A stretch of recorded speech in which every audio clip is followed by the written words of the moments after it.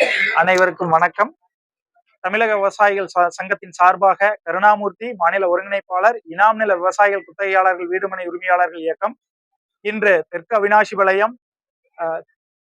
அவினாசிபாளையத்திலே ஒரு தொடர் காத்திருப்பு போராட்டத்தை நாங்கள் தொடங்கியுள்ளோம். இது எதற்காகன்னு பாத்தீங்கன்னா, தமிழ்நாட்டில் இருக்கிற 13 லட்சம் ஏக்கருக்கும் மேற்பட்ட இனாம் வகைப்பாட்டு நிலங்களை இந்து சமய அறநிலையத்துறையும் வக்ஃப் வாரியமும் கோயில் நிலங்கள் என்று சொல்லி 200 ஆண்டுகளுக்கு மேலான குடிவார உரிமை பெற்ற விவசாய மக்களையும் வீட்டு உரிமையாளர்களையும் ஆக்கிரமிப்பாளர்கள் என்கின்ற ஒரு அவதூறை பரப்பி அவர்களை வீட்டை விட்டும் விவசாய நிலங்களை விட்டும் வெளியேற்றும் நிகழ்வை, இயந்திரங்களை வைத்து வீடுகளை இடித்து அகதிகளாக்கும் நிகழ்வை கடந்த சில வருடங்களாக செய்து வருகிறார்கள்.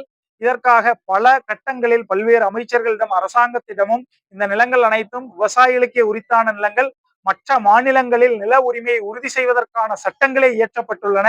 தமிழ்நாட்டிலும் இனாம் ஒழிப்பு சட்டங்கள் கொண்டு வரப்பட்டு இந்த நிலங்களில் அனுபவத்தில் இருந்தவர்களுக்கு நில உரிமையை உறுதி செய்வதற்காக உழுபவர்களுக்கே நிலம் சொந்தம் என்கின்ற கோட்பாட்டின் அடிப்படையில் கொண்டு வரப்பட்ட சட்டங்கள் கொண்டு வரப்பட்டு பட்டாக்கள் விவசாயிகளுக்கு வழங்கப்பட்டுள்ளன.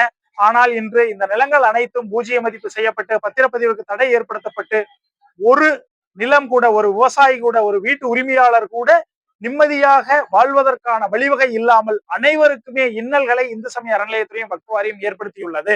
இதற்காக 250 ஆண்டு கால ஆவணங்களை நாங்கள் தோண்டி எடுத்து நியாயமாக குடிவார உரிமை பெற்றிருக்கும் அனைத்து விவசாயிகளுக்கும் நில உரிமையை உறுதி செய்து பாதுகாக்க கோரி சட்டம் இயற்றுவதற்கான கோரிக்கையை வைத்து தொடர் காத்திருப்பு போராட்டத்தை இன்று நாங்கள் ஆரம்பித்துள்ளோம்.